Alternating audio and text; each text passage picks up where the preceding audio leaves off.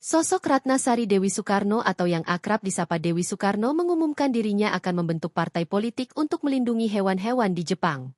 Dewi Soekarno yang diketahui merupakan istri ketiga Presiden pertama RI Soekarno tersebut diketahui melepas status kewarganegaraan Indonesia yang selama ini melekat padanya demi membentuk partai ini. Dewi Soekarno sendiri berniat maju menjadi kandidat Dewan Perwakilan Rakyat dalam pemilihan yang berlangsung saat musim panas.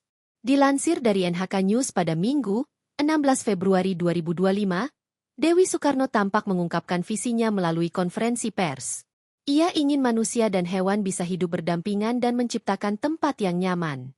Diketahui partai yang dibentuk oleh Dewi Soekarno diberi nama 12 Heiwatu yang memiliki visi dan misi menjunjung tinggi perlindungan hewan sebagai kebijakan utamanya. Heiwa sendiri memiliki arti perdamaian. Sementara 12 diucapkan Wanyan merupakan gabungan onomatope Jepang untuk suara anjing yang menggonggong dan kucing yang menangis.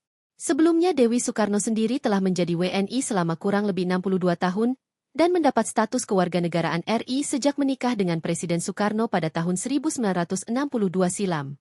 Sehingga, status kewarganegaraan Indonesia yang melekat pada Dewi Soekarno tidak memberikannya hak untuk bisa memilih pemerintahan di Jepang.